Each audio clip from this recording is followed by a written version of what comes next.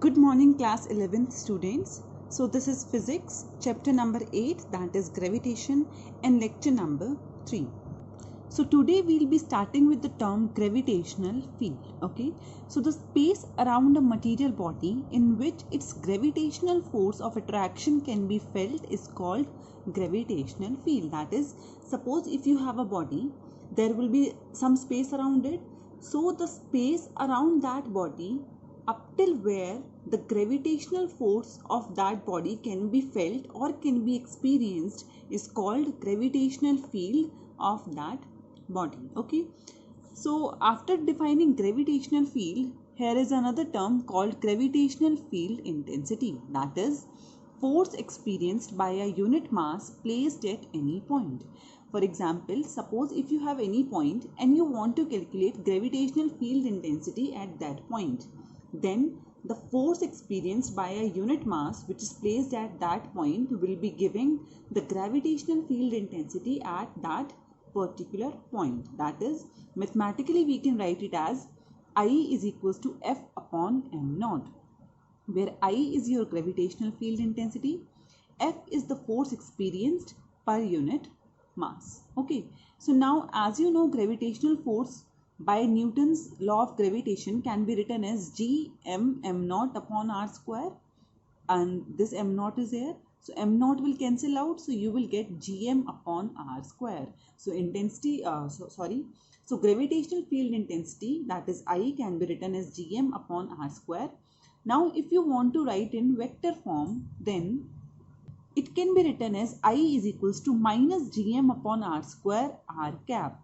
Why we are using a minus sign here? To just to show that gravitational field intensity is always attractive in nature. Okay, so here are some important points about the gravitational field intensity. First point is that it is a vector quantity, obviously, because see here we have written it in a vector form only. Second is that, as you know, F is equals to ma by Newton's second law, and here we have just defined that F is equals to m naught I. So from here, comparing these two, you can say the dimensions of intensity are same as that of acceleration. So therefore this is the dimensional formula of gravitational field intensity, that is m0 L1 t minus 2, which is same as that of acceleration. Okay, and if we talk about the direction of gravitational field intensity, it is always directed towards center of gravity of a body. And what is center of gravity? This I have told you in previous chapters already. Okay, so it is directed towards center of gravity of the body. Okay, so the next topic for today's lecture is satellite. So how can we define a satellite? A body that revolves in an orbit around a comparatively much larger body is called a satellite. For example, suppose this is the Earth which has a radius r, then this is a small satellite which is revolving around Earth in a particular orbit. So this is called a satellite. So as you can see here, the mass of the satellite is very small as compared to the mass of the Earth. Okay, now we will be discussing two types of satellites, that is geostationary satellites and polar satellites. Okay, so first of all, let us discuss what are geostationary satellites.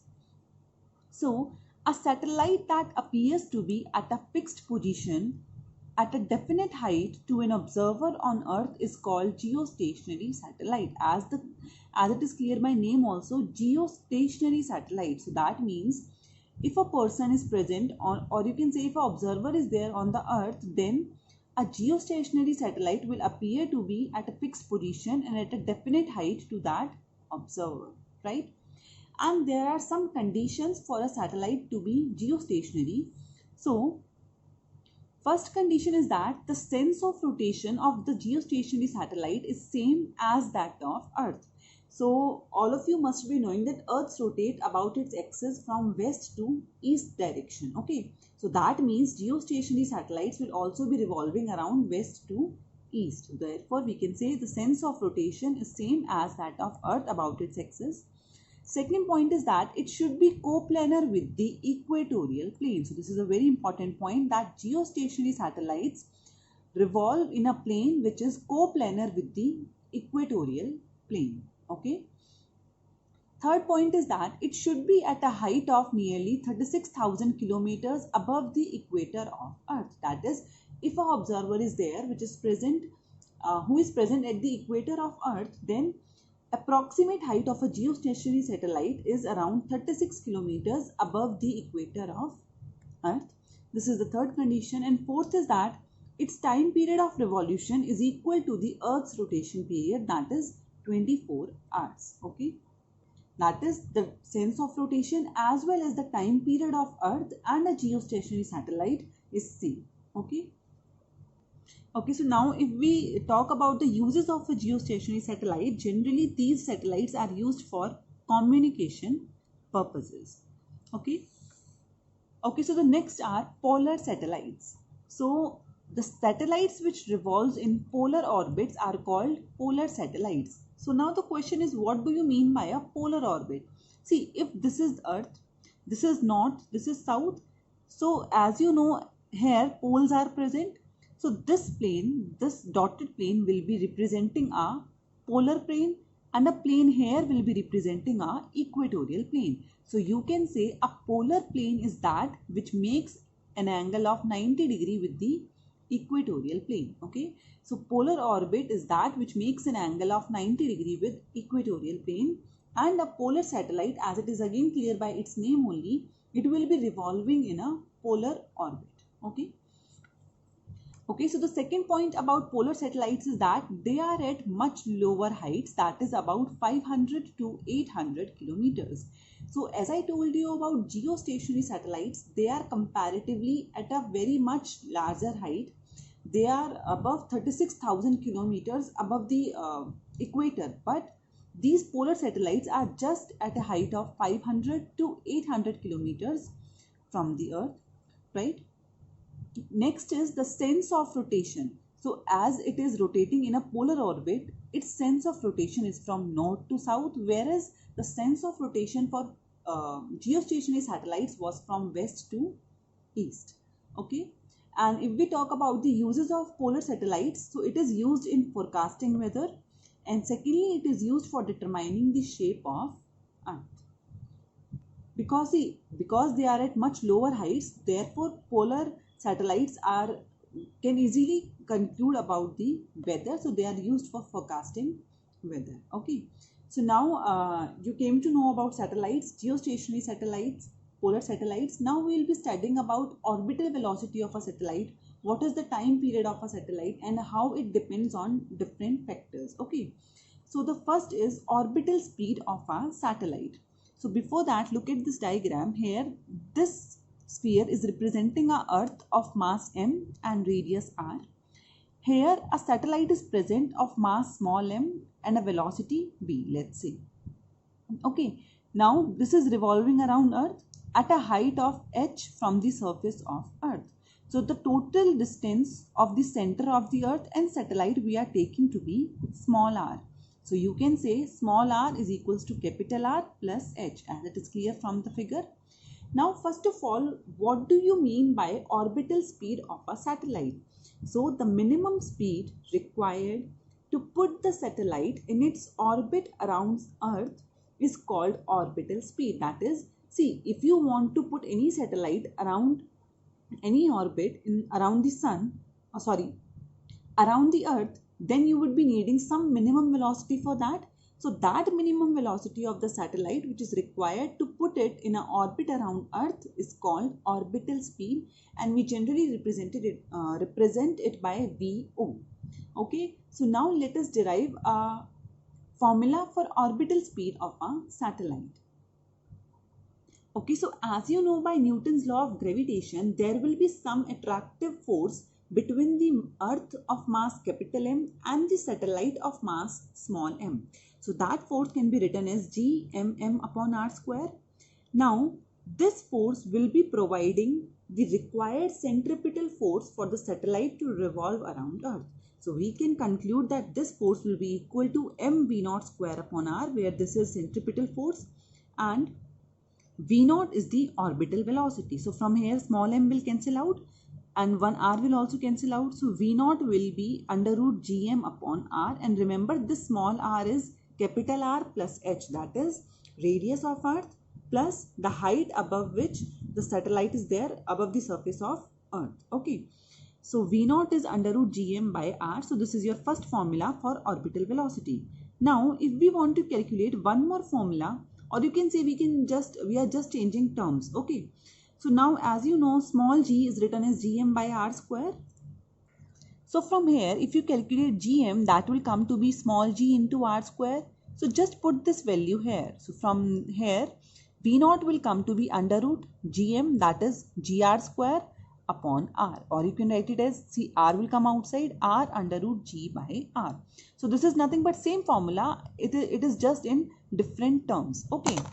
So now let us take a condition when the height above which the satellite is revolving is very small as compared to the radius. If this is the condition, then r plus h will be nearly equal to r only. That means small r will become equal to capital R. So therefore, if you want to calculate orbital velocity for this condition, so V naught is, as we have written, under root gr square upon small r here. So just small r is equal to capital R now. So 1 r will cancel out. So V naught will come to be under root gr. But remember, this is the orbital velocity when h is very, very less than r. Okay. So these are the formulas for orbital velocity. You can use the formula according to the conditions given in the numericals. Okay. Okay, so the second is time period of a satellite. Okay, so as you know, time period of a satellite is defined, or you can say is the time which is required to complete one revolution around Earth. Okay, so time taken by satellite to complete one rotation around Earth is called time period of a satellite. So we will be using general formula of time to calculate time period, which is distance upon speed. So time is capital T is equals to distance is your circumference, that is 2 pi r, where again your small r is capital R plus h upon V naught, that is orbital velocity. Okay, so 2 pi r is written as it is. V naught, as you have just calculated above, is written by under root gm upon r. Okay, so now if you take this r inside, that will become r cube, or you can say it will be r plus h whole cube. So we have got one formula for time period, that is T is equals to 2 pi under root r plus h whole cube upon gm. Okay. Now let us apply a condition here also, that if this height is very small as compared to the radius of Earth. So if you apply that condition that h is very, very less than r, again r plus h will become nearly equal to r. So therefore time period will come to be 2 pi under root r cube upon gm. Okay, so these are two general formulas of time period. Now sometimes in questions what happens, you are given density of any planet. So therefore you can use this formula that density is equals to m upon 4 by 3 pi r cube. You can, if density is given, you can just put value of r cube from here to here. So you will just get the required value. So you can use the particular formula according to which the terms are given in the question. Okay. Okay, so the next derivation is height of satellite. So it is very easy to calculate. In equation, we have calculated that T is equals to 2 pi under root r plus h whole cube upon gm. So to calculate height from that, just square that term. So T square will come to be 4 pi square into r plus h whole cube upon gm, right? So from here calculate r plus h whole cube, that will come to be gm t square upon 4 pi square.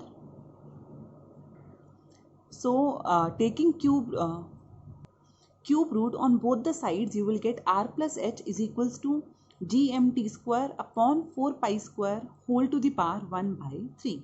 So from here you can easily calculate h, that will come to be gm t square upon 4 pi square whole to the power 1 by 3 minus r. So this is the height of the satellite. Okay. So remember these formulas, that is the orbital speed of a satellite, time period of a satellite and height of a satellite. We have different formulas when height is very less as compared to radius, and we have different formula when they are comparable. Okay. Okay students, so after going through today's lecture, you can do question number 4, 5, 10 and 14. Now I will be discussing the homework solutions of the last lecture that were given to you. Okay, so the first is question number 12. It says that there is a rocket which is projected from the earth towards sun, and you have to calculate the distance from the center of the earth where the gravitational force on the rocket will become 0. Okay, so suppose this is the earth and this is the sun. I am taking a point P and I am assuming that when the rocket is at this point, then the gravitational force on the rocket is 0. Okay, so let us suppose the mass of the rocket is small m. At this point, let us suppose x is the distance of the rocket from the center of earth, and let us suppose the distance between center of sun and center of earth is small r. So see, if this is small r and this is x, so this will be r minus x. Okay, now see, when the rocket is there, when the rocket is at point P, there will be some gravitational force of attraction due to sun in this direction, that is from right to left, and there will be some force of attraction due to earth as well, which will be from left to right. So you can say when those forces of attraction due to the sun and due to the earth on this on this rocket m becomes equal, then this rocket will be experiencing net zero gravitational force. Okay, so what we will be doing, we will just be calculating the gravitational force between sun and rocket and between earth and rocket, and we will be equating it. Okay, so by using Newton's law of gravitation, the force of attraction between rocket and the sun is given by g ms m upon r minus x whole square, because distance between them is r minus x, and ms is the mass of sun, small m is the mass of rocket.